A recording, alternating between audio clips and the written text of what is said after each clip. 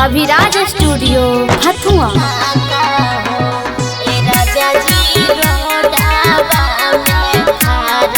Music by Kanchan Raj, Hajipur Vaishali.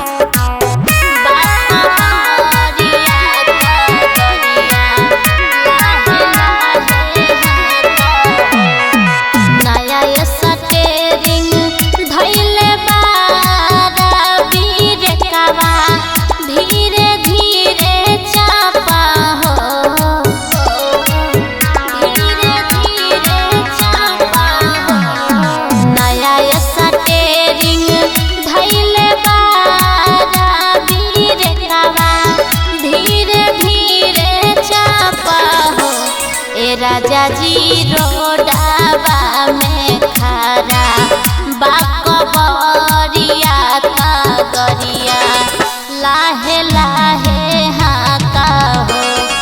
राजा जी रोडावा में खड़ा बाकबरिया गरिया लाहे लाहे हाका हो।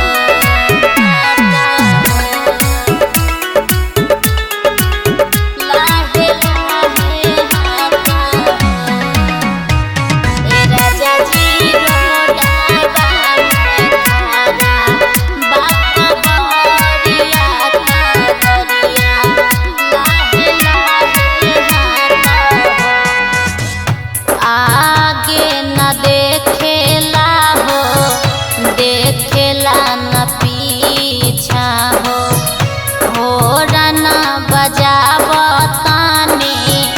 खोल के तू शीशा हो, खोल के तू शीशा हो।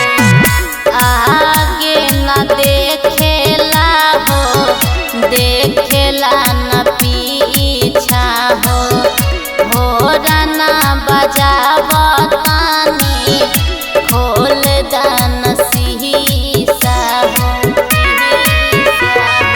सबके बचा के चल रहिया में तू दाएं बाएं काटा हो।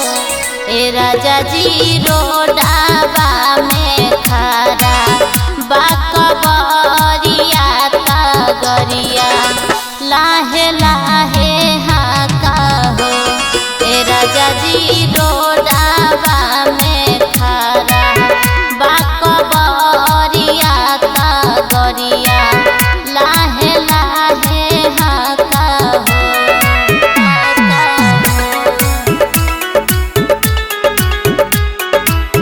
लाहे लाहे हाका हो।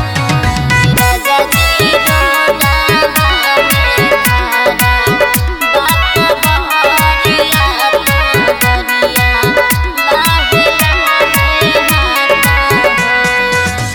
चल के बलम्बा सफर चल तू आराम से हो।